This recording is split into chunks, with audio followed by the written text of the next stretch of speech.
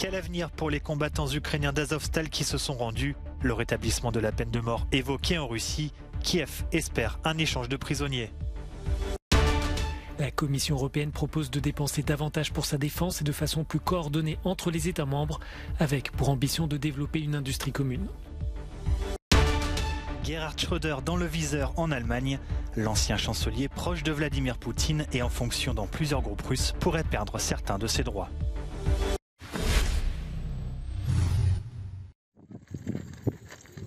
L'incertitude règne autour des combattants ukrainiens qui se sont rendus aux forces russes après s'être retranchés durant plusieurs semaines dans la Syrie d'Azovstal, à Mariupol.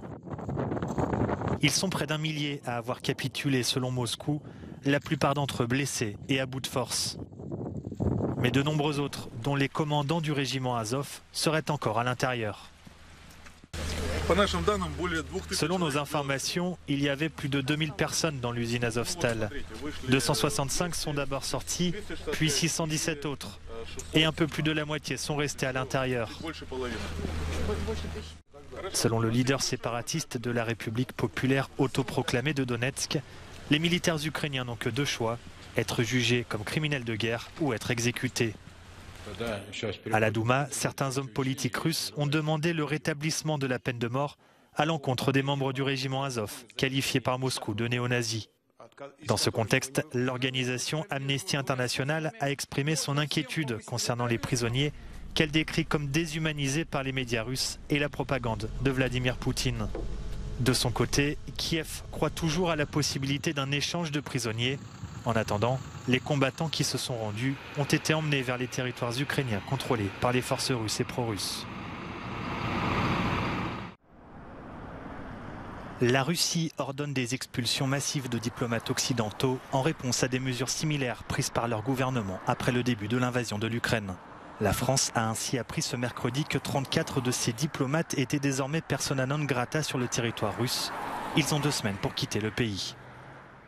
Dans un communiqué, le ministère français des Affaires étrangères a condamné cette décision décrite comme sans fondement légitime, estimant en revanche que les 41 diplomates russes expulsés de France au mois d'avril se livraient à des activités d'espionnage sous couvert de leur ambassade. L'ambassade d'Espagne va également subir une perte importante de personnel puisque 27 diplomates et fonctionnaires devront quitter le pays dans la semaine. 24 diplomates et membres du personnel de l'ambassade d'Italie devront également faire leurs valises rapidement. Moscou avait promis de répondre à la vague d'expulsion de diplomates russes ordonnée par de nombreux gouvernements occidentaux après le début de l'invasion de l'Ukraine le 24 février.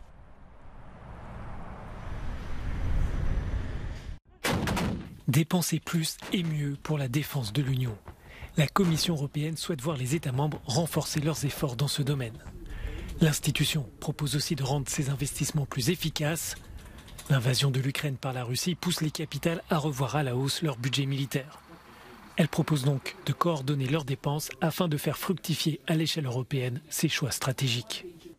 Nous devons acheter ensemble comme nous l'avons fait avec les vaccins et comme nous voulons le faire avec le gaz. C'est pourquoi nous proposons un groupe de travail sur la défense pour des achats conjoints au sein duquel les États membres pourraient s'engager pour leurs besoins à court terme. Et nous proposons également des incitations financières pour que les États membres participent à ce dispositif.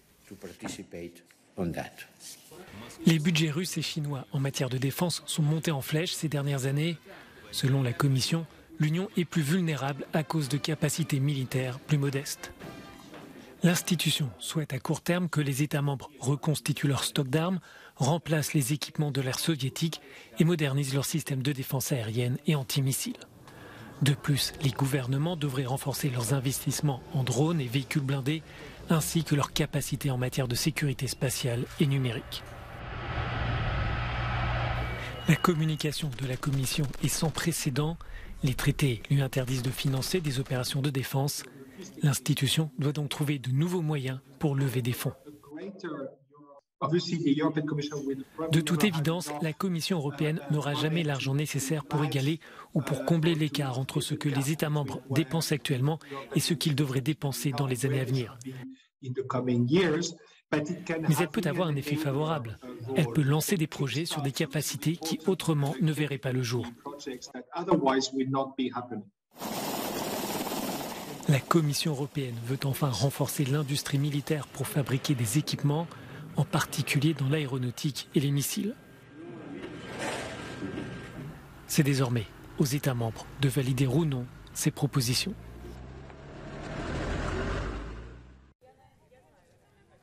Plus de 6 millions de personnes ont déjà quitté l'Ukraine depuis le début de son invasion par la Russie. Mais la guerre oblige aussi de nombreux Russes à fuir leur pays, en particulier ceux qui travaillent dans les médias.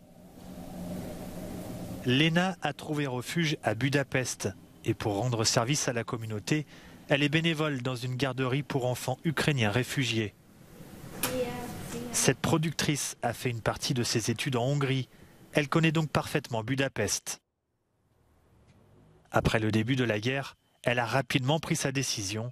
Lena condamne ouvertement l'invasion et de nombreux Russes la considèrent comme une traîtresse. Quand je dis les choses, ça n'est pas contre le pays, dit-elle. Je parle contre l'État, contre la bureaucratie qui prend les décisions en notre nom. Je ne suis pas ukrainienne, je suis russe, et cela ne changera jamais. Au début de la guerre, l'un des derniers bastions des médias russes libres, Dojd, aussi connu sous le nom de TV Rain, a été fermé. Le rédacteur en chef adjoint de la chaîne, Dmitri, s'est enfui en Lituanie. C'était très dur et très triste pour moi, explique-t-il, parce que j'ai passé un mois en Russie en sachant que j'allais partir. Et ce mois a été plein de chagrin et d'adieu. J'avais l'impression de tout emballer, d'emballer tous mes souvenirs. Dmitri travaille désormais pour la chaîne YouTube de l'homme d'affaires russe en exil, Mikhail Khodorkovsky. Il estime que s'il était en Russie, il serait puni pour la manière dont il couvre le conflit. Il a donc peu de chance, selon lui, de pouvoir rentrer dans son pays.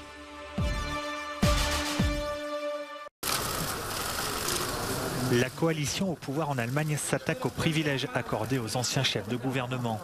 Si Angela Merkel pourrait être concernée par cette réforme, Gerhard Schröder est particulièrement visé. Proche de Vladimir Poutine, l'ancien chancelier est critiqué depuis le début de l'invasion de l'Ukraine car il refuse, entre autres, de quitter les fonctions qu'il occupe dans plusieurs groupes russes. Il préside notamment le conseil de surveillance de la compagnie pétrolière Rosneft et le conseil d'administration du gazoduc Nord Stream 2. Si Gerhard Schröder a qualifié la guerre en Ukraine d'erreur, il n'a pas pour autant pris ses distances avec le président russe, qu'il n'estime par exemple pas directement responsable du massacre de Boutcha. En conséquence, le gouvernement allemand prévoit l'annulation de la prise en charge des coûts pour son bureau et son personnel, dont une partie a déjà démissionné. Une facture annuelle estimée à près de 400 000 €. La coalition doit adopter cette réforme proposée par la commission des budgets ce jeudi.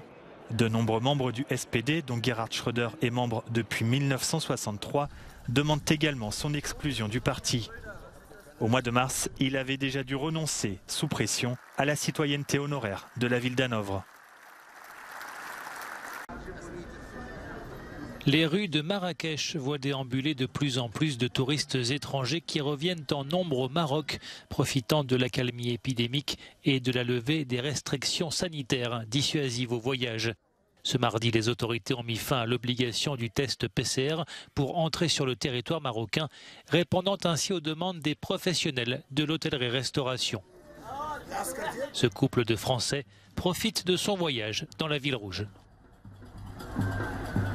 Ça fait longtemps qu'on connaît Marrakech et donc on est venu avant Covid, on est venu maintenant et c'est toujours aussi vivant. Je trouve même que les bâtiments ont pris un coup de jeune, alors c'est bien et c'est toujours beau à voir, on se sent vachement dépaysé quand on vient de France. Seulement 3,7 millions de touristes étrangers ont visité le Maroc en 2021 contre 13 millions en 2019 quand le secteur du tourisme représentait encore près de 7% du PIB du pays. Si les perspectives semblent bonnes pour 2022, le secteur devra toutefois encore patienter avant de retrouver ses niveaux d'avant la crise du Covid.